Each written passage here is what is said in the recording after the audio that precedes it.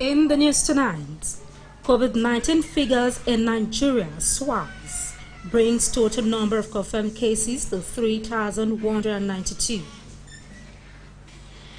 Edo State government begins second phase of market fumigation. Correspondent on special assignment x-rays attitude of citizens towards COVID-19.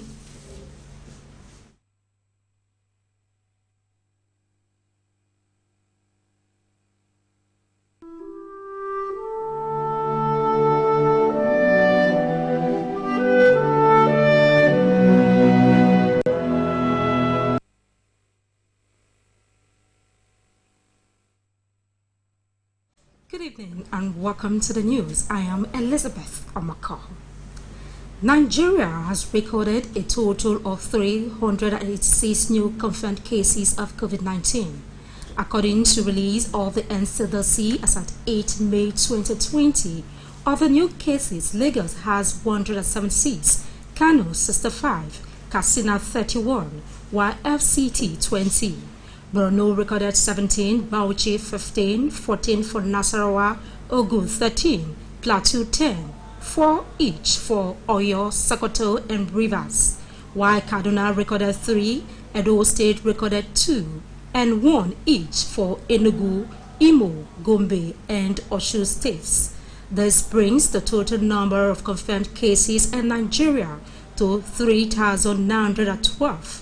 Discharged 679, while a total of 117 deaths.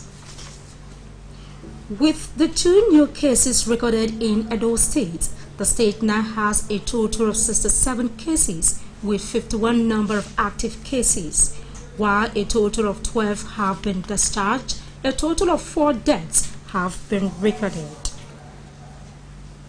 In state talking COVID-19, Edo State government has commenced the second phase of market fumigation as measures to contain the spread of COVID-19. Goodluck Enaini reports that the Deputy Governor, Philip Shaibu, flagged off the exercise. The reports will come to you in the course of the bulletin. Moving on, the Edo State government has ordered the immediate shutdown of Lagos Street, an epicenter of trade and commerce in Benin metropolis, to check the spread of coronavirus in the state. Statement by the Special Advisor to the Governor on Media and Communication Strategy, Crucial Sagi, said the decision to shut down trading activities on Lagos Street followed the refusal to comply with the state government's directives to participate in the ongoing screening and testing exercise for COVID-19 as part of efforts to contain the pandemic. He said the Lagos Street will remain closed to activities until residents in the area take part in the exercise to protect themselves and other members of the public, noting that the participation of all residents in the exercise is important in containing the spread of the virus in the states. And with the confirmation of COVID-19 cases in Edo State, measures were put in place by the state government to help check the spread of the virus.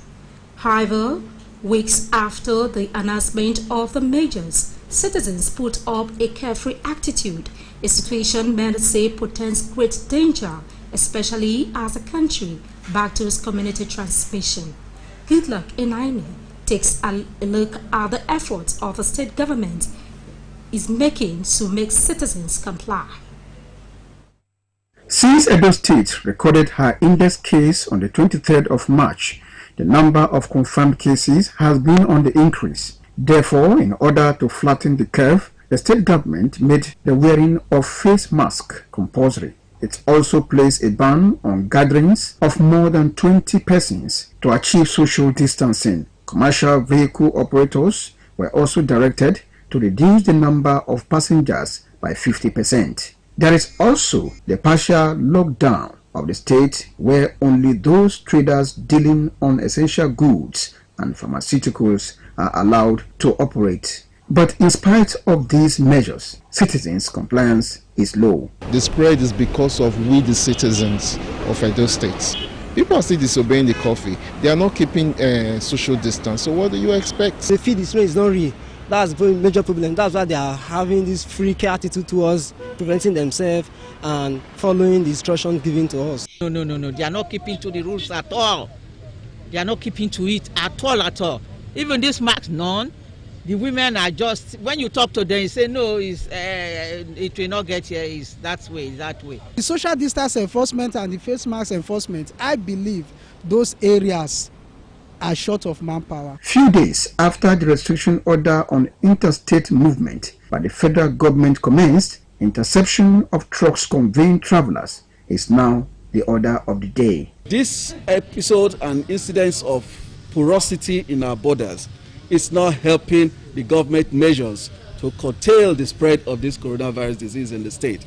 It's an appeal from government that our security agencies should please up their game. The state COVID-19 response team says it is considering other options. If there's a better time, any time that we need to take actions to stop the spread, it is now. We are more guarded, and we want to make sure that a lot of our citizens now are made conscious and take action.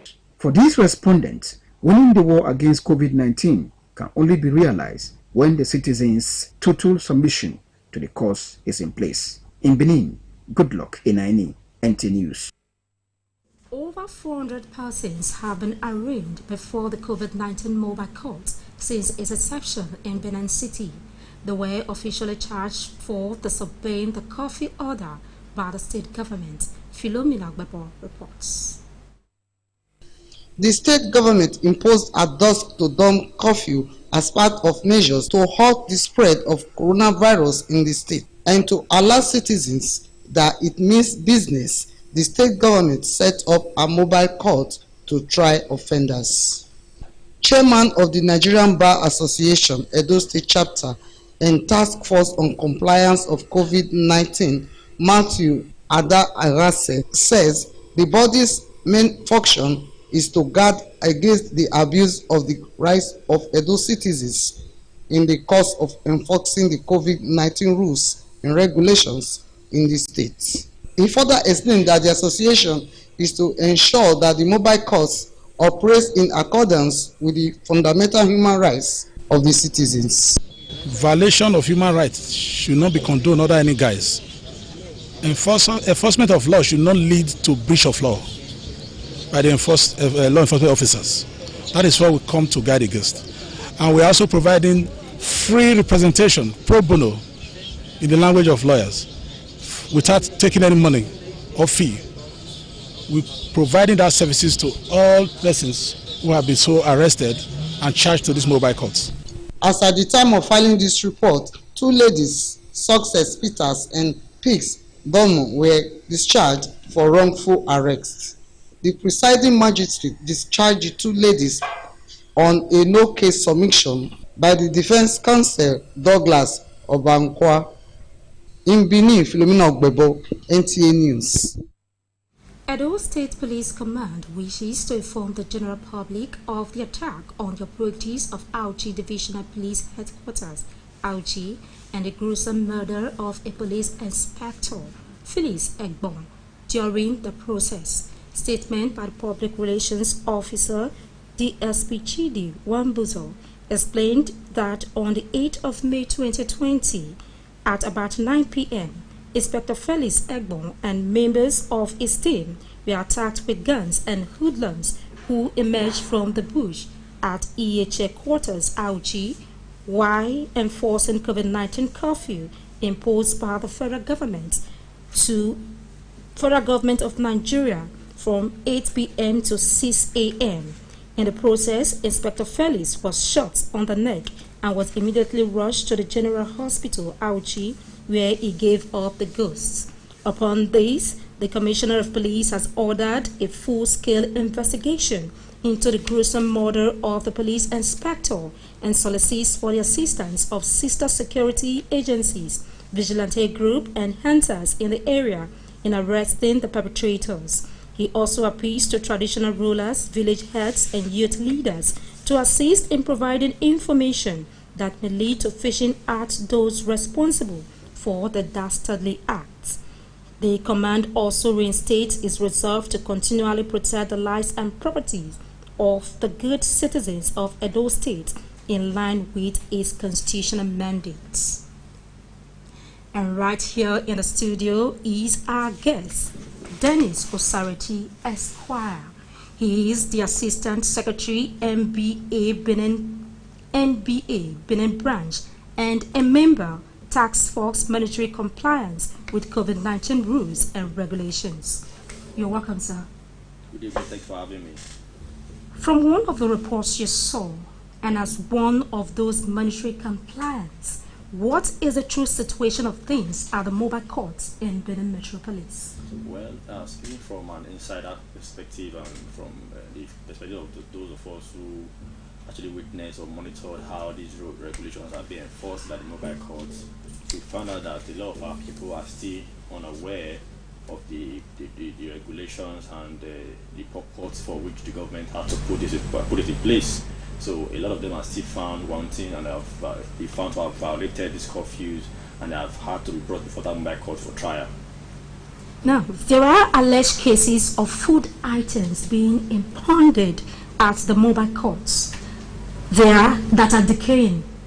For fear of paying fine, traders refuse going to collect them.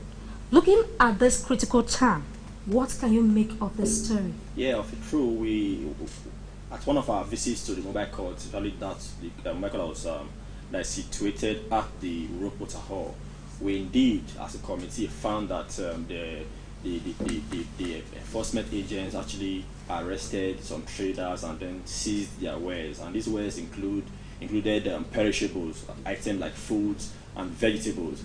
And we asked why these things were left there to decay, and we were told that the market women or the traders from whom these things were seized, upon citing the enforcement agents, left those wares and they refused to come back for them. And as such, these wares had no owner at the time we visited those mobile courts. And of course, nobody was available to come pick them up. And as a result, this is well allowed to decay. Now, how can we as an individual, government, get it right as regards keeping to the rules of COVID-19 and in general?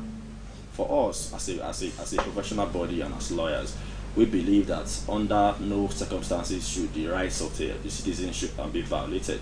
So even despite the fact that there's an existing regulation to prevent the further spread of COVID-19, we also believe that as a matter of urgency and a matter of principle, the enforcement agencies and agents must also obey the rules of law. So if you are enforcing the regulations to prevent the spread of COVID-19, you can also, under that guise, violate the rights of citizens. So we believe that there must be a balance, and the security agencies must, as a matter of obligation, maintain this balance between the enforcement of regulation and also the protection of the rights of citizens. So how can we maintain this balance? Where do we draw the line between human rights abuses and the law, taking the model of a law enforcement officer in Auji as a case study? And for us, first and foremost, let me extend my sympathies to the Edo State Police Command over the loss of that gallant police officer who was trying to enforce the curfew or the regulations placed by the federal government. The citizens must also understand that we are in a pandemic situation. We are under very trying times. So they must also ensure, they must understand that these regulations are placed there to ensure public safety and public good. So it is not placed there to punish them or to deprive them of their rights. They must understand that these regulations or these restrictions is only but for the now. It is the temporary measure placed by the federal government to forestall the spread of this pandemic. So I'm encouraging them to obey these curfews and then stay at home, maintain social distances. Just obey these simple precautionary measures put in place by the government. Very shortly, we should be over and done with this pandemic. Many thanks for coming, sir. Thank you for having me. That was Mr. Dennis Osareti Esquire. He is the Assistant Secretary, NBA Benin Branch, and a member Task Force Monetary Compliance with COVID-19 rules and regulations. You stay on to NTA News at 7 More reports coming your way after this time out. To stay on.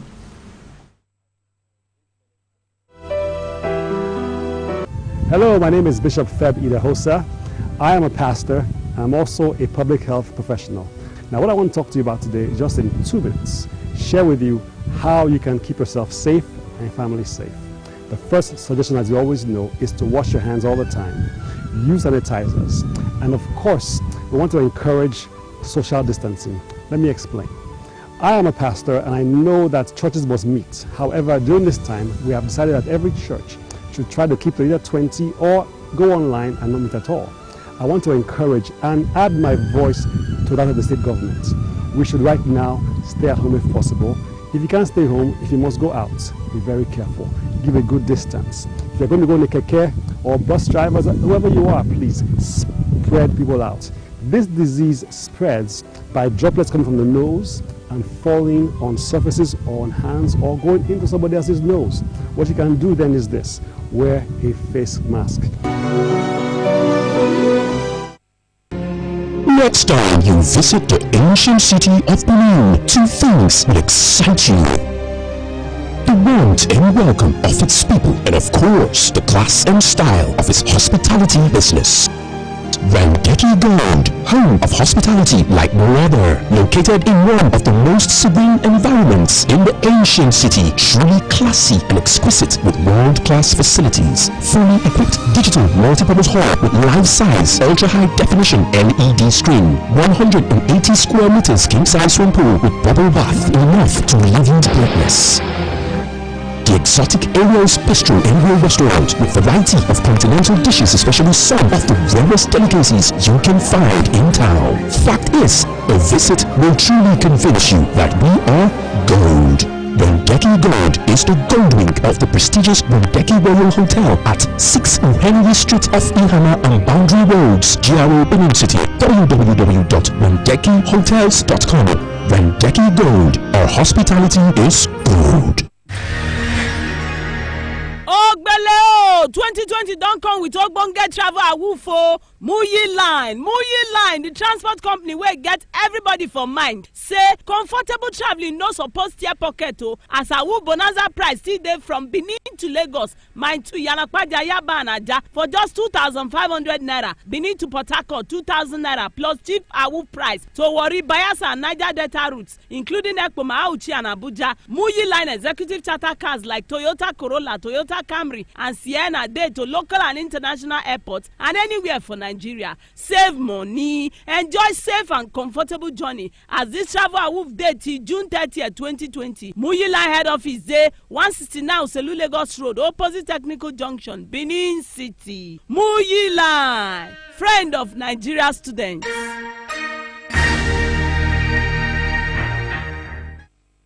Please until Signature Hotel. Please until Signature Hotel. Our place of hospitality in the heart of Benin City.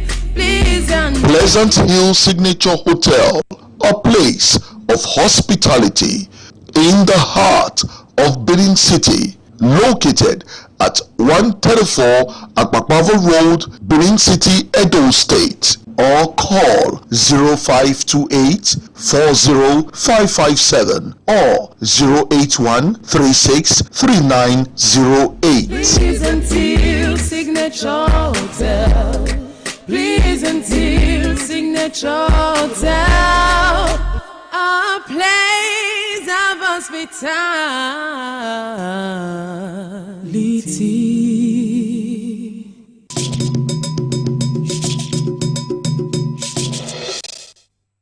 Valentine's for staying on. 138-year-old man is in the police net for having canon knowledge and impregnating his 18-year-old daughter. The 38-year-old man, alongside 4 others, were arrested by the police for rape and other offences. Informal Kafo has details.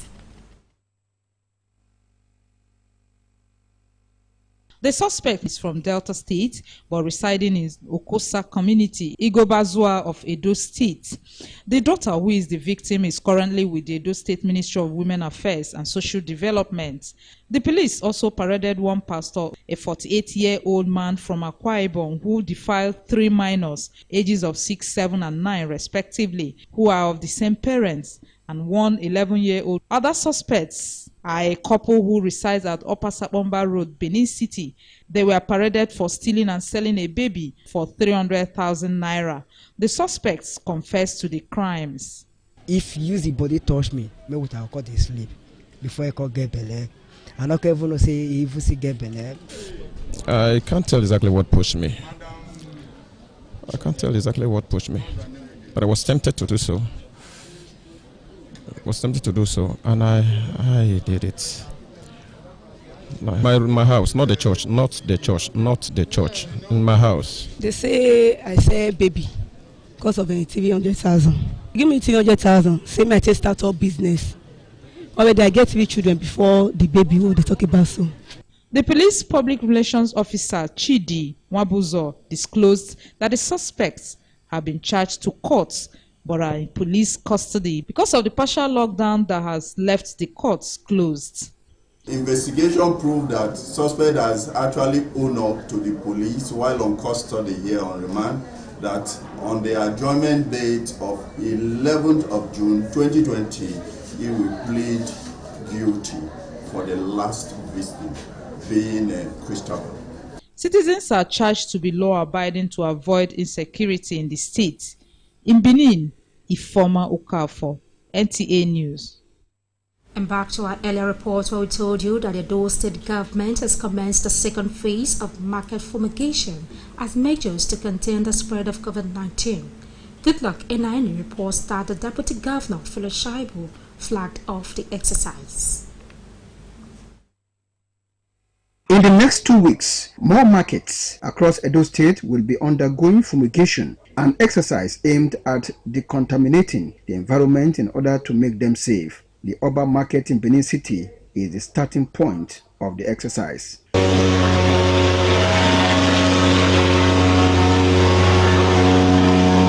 Deputy Governor Philip Shaibu, who is also the chairman Technical Subcommittee COVID-19, believes that with the new technology deployed, the best result is expected, just as citizens have been assured of safety of their health. Today, with new modern facilities on how to deal with the issue of the virus and to be able to penetrate all those nook and crannies that normal fluid fumigation cannot reach. So this new equipment will help to go deep down. It has been proven and tested that there is no toxic effect of this means of disinfection on the health of human beings. It's targeted at the microorganisms, the viruses and the bacteria, even some forms of fungi in these places. So the impact on the health of human beings is... The number of markets in the state notwithstanding, coordinator of the exercise assures residents of speedy completion. We are looking at about another 2 weeks to round up this exercise, with all things being equal. In Benin, Goodluck Inaini, NT News. Our second break is now.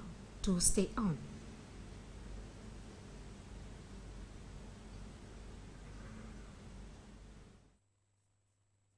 Heart in total submission to the will of God. We are now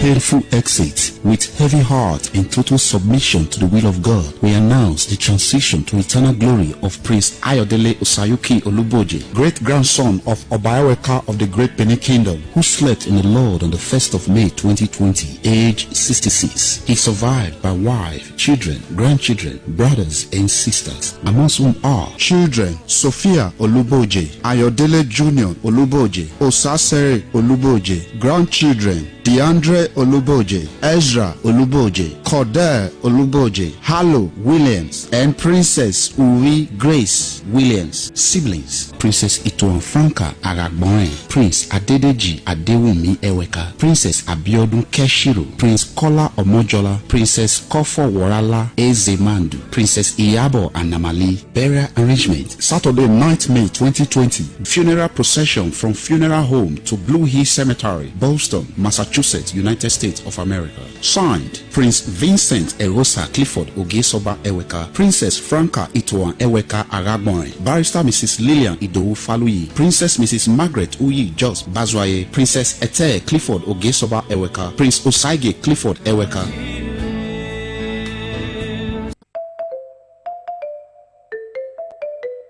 To me, to you, it's up to us to make the world a better place. A place where we can learn, where we can dance, where we can live together in peace and harmony. It's up to me, to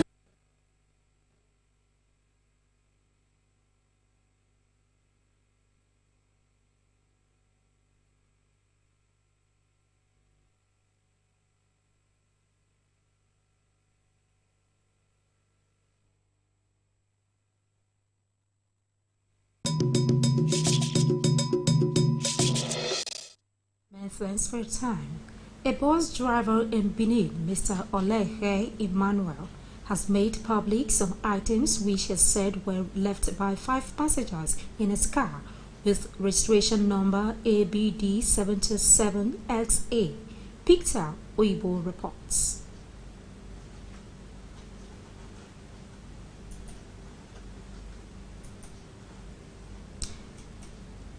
That report will come to you.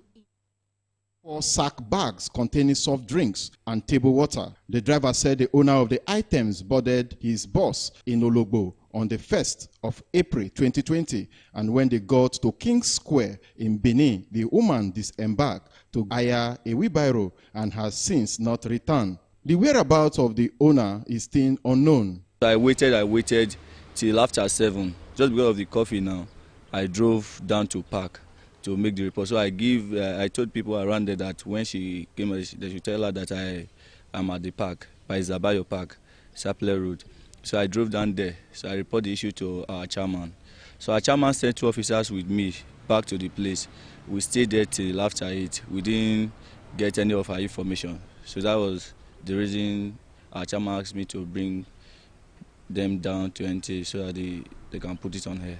With this announcement, the rightful person should visit Zabayo Motor Park, Sapile Road, Benin City, or call 07025305946 and 07025012127. In Benin, Peter Oibo, NTA News. That completes our package for tonight. To have a pleasant night rest. Good night.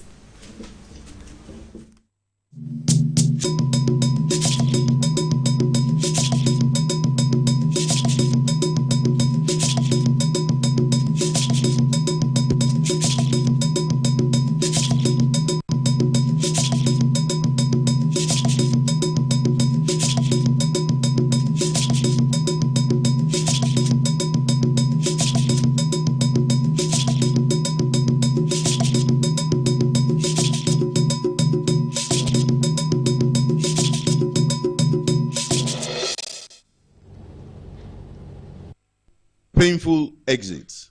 A dedicated biosite goes home. With heavy heart and total submission to the will of God, the entire members of Baptist High School, Benin City Old Students Association, BIOSA, announces the transition to higher glory of Prince Ayodele Oluboje, age 66, a founding member of the great BIOSA family, and he shall be remembered always for his unmistakable legacies of truth, peace, and love he so richly exhibited. His life was an example for many, a lesson that in life we are only a reflection of what we show in others. As he joins the saints triumphant, we bid him goodbye with a salute to his charisma and warmth. He is survived by his beloved wife and children. Adio Ayoboje, signed Honorable Efosa Uyigwe, President, Baptist High School Old Students Association Worldwide.